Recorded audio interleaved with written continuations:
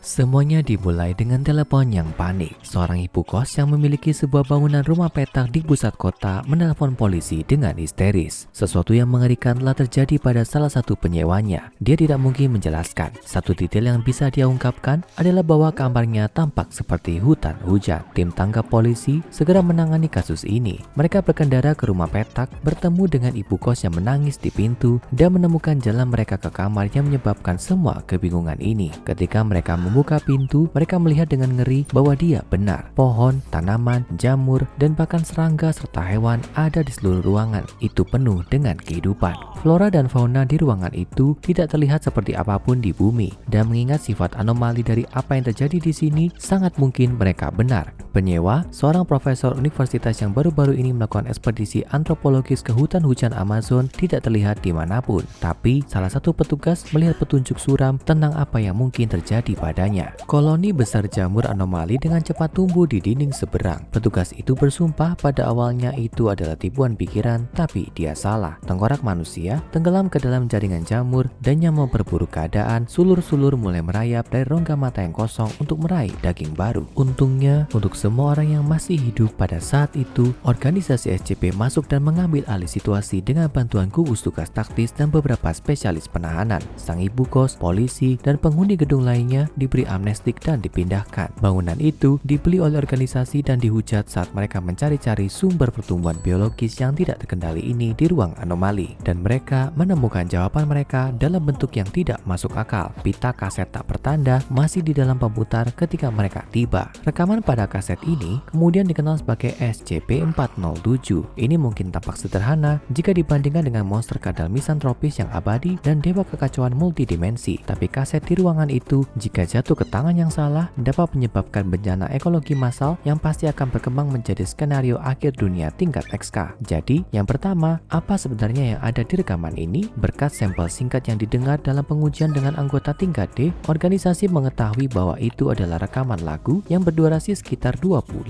menit. Itu dinyanyikan dalam bahasa yang tidak dikenal dan tampaknya dinyanyikan dengan gaya akapela oleh sekelompok individu yang tidak dikenal. Khawatir dengan potensi degradasi kaset, organisasi mencandakannya sebagai file audio di database komputer lokasi 19.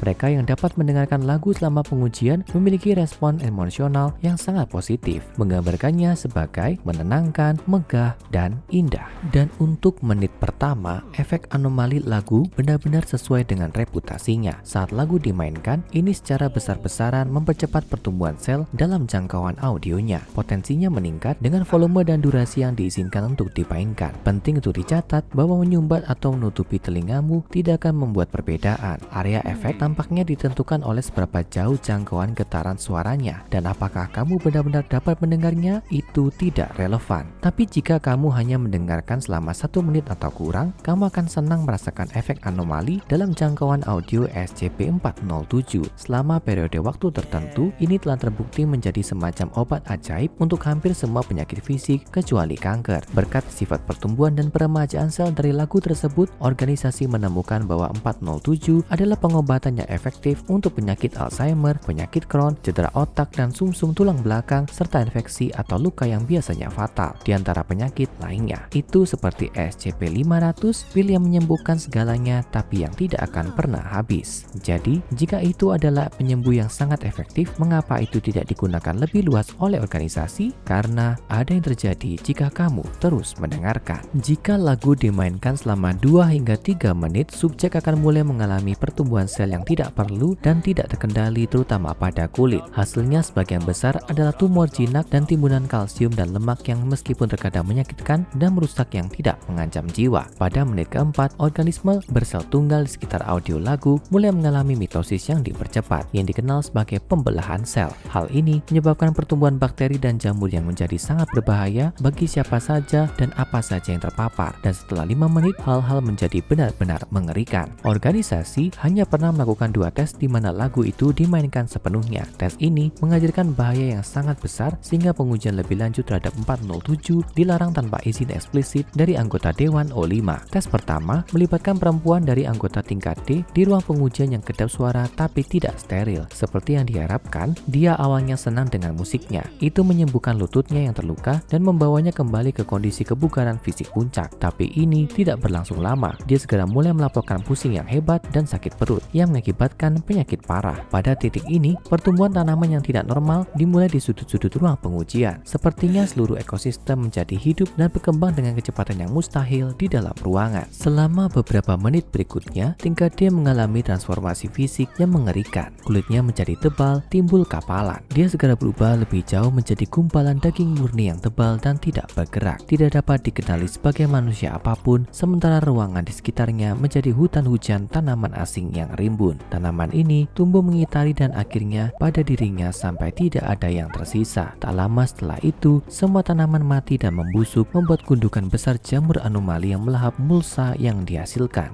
Jamur itu sendiri mulai berevolusi, menumbuhkan mulut besar dan struktur seperti tangan yang digunakannya untuk memakan flora dan fauna di sekitarnya saat mulai tumbuh kembali. Ketika lagu berakhir, organisasi mengakhiri tes, mensterilkan ruangan, dan mengumpulkan beberapa sampel untuk nanti. Tidak ada yang tersisa dari subjek asli tingkat D. Tes kedua tidak lebih baik. Sementara pada awalnya, subjek kali ini, seorang anggota laki-laki dari tingkat D tampak menjadi lebih muda dan bahkan bertambah tinggi 1 inci. Saat beberapa menit berlalu, dia mulai mengalami ketidaknyamanan yang luar biasa. Dia segera muntah dan muntah berkembang cepat menjadi tanaman. Tunas tanaman juga mulai dengan cepat keluar dari mata dan mulutnya sampai seluruh tubuhnya hancur oleh apa yang tampak seperti pohon pisang yang tiba-tiba tumbuh darinya. Sekali lagi, ruang pengujian menjadi satu ekosistem utuh. Ini diisi dengan mamalia unik yang belum pernah terlihat sebelumnya. Namun, semuanya berakhir ketika ruangan itu diambil alih oleh jamur parasit yang tumbuh cepat yang memakan segala sesuatu yang lain dengan spora dan batang jamurnya dan terlihat seperti bernafas. Ada sesuatu yang mengkhawatirkan tentang kedua tes ini. Di luar dari kengerian fisik yang jelas melihat kematian oleh pertumbuhan sel yang tidak terkendali, sebenarnya apa jamur misterius yang terus muncul dan tampaknya mengambil alih semua yang disentuhnya. Pada akhirnya, organisasi menguji sampel yang dikumpulkannya dengan cermat dan sampai pada kesimpulan yang mengejutkan. Mereka sebenarnya pernah menemukan jamur yang sama sebelumnya, tapi tidak di dimensi ini. SCP-507 adalah seorang pria dengan kemampuan berpindah dimensi. Satu-satunya masalah adalah dia tidak bisa mengontrol di mana dan kapan dia berpindah. Akibatnya, dia terjebak dalam sejumlah dimensi alternatif yang menakutkan. Tapi, ada satu yang tampak sangat mirip dengan apa yang dihadapi organisasi dengan SCP-407. Dalam satu dimensi yang dia singgahi sebentar, 507 menemukan versi lokasi 19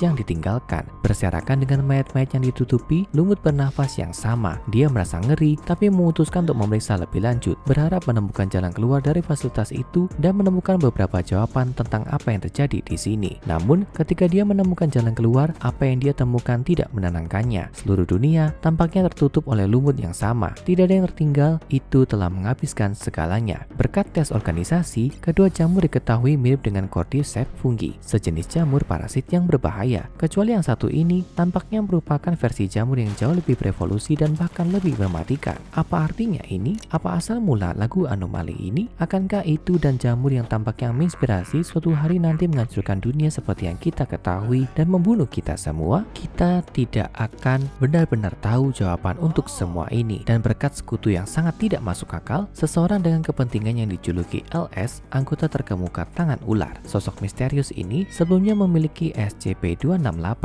sebuah topi yang membuat mereka hampir mustahil untuk dideteksi. Dengan bantuan topi ini, LS menerobos lokasi 19 dalam sebuah insiden yang kemudian dijuluki sebagai insiden pembobolan keamanan X-23. Meskipun diyakini bahwa LS sebagian besar masuk ke fasilitas untuk menggunakan SCP-914, mereka melakukan tindakan aneh di sepanjang jalan. Mereka meretas ke database organisasi dan menghapus semua jejak SCP-407 secara efektif menetralkannya. Dalam catatan yang ditinggalkan oleh LS, mereka mengatakan, Anda akan berterima kasih kepada saya karena telah menghapus apa yang Anda sebut 407. Mengapa anggota tangan ular, kelompok kepentingan yang sering militan dalam sikap anti-netralisasi, menetralisir SCP sendiri? Jawabannya terletak pada siapa sebenarnya LS itu. Sosok misterius ini secara teknis bukanlah satu orang. Mereka adalah sekelompok orang yang sama, yaitu seorang wanita bernama Alison Chow dari sejumlah dimensi yang berbeda. Mereka bertemu di perpustakaan pengembara, markas tangan ular yang ada di antara dimensi untuk mengkoordinasikan misi mereka. Mengapa hal ini berkaitan dengan SCP-407? Karena sifat LS memungkinkan mereka untuk mengetahui apa yang terjadi di sejumlah besar dimensi sekaligus. Ini berarti, seperti bahasan singkat yang diberikan oleh SCP-507, LS kemungkinan mengetahui tentang alam semesta lain di mana SCP-407 dan lumutnya yang mengerikan dalam menyebabkan skenario tingkat XK dan menghancurkan dunia. Dan jika itu terjadi di sana karena tindakan penanam biologis yang buruk atau 407 jatuh ke tangan yang salah, itu juga bisa terjadi di sini. Kecuali tentu saja seseorang turun tangan dan menangani masalah itu secara pribadi. Dan sementara kebijakan organisasi biasanya lebih ke menangkap daripada menetralisir anomali yang mereka temukan, kita harus mengakui kita mungkin bersama dengan tangan ular untuk yang satu ini. Beberapa lagu ternyata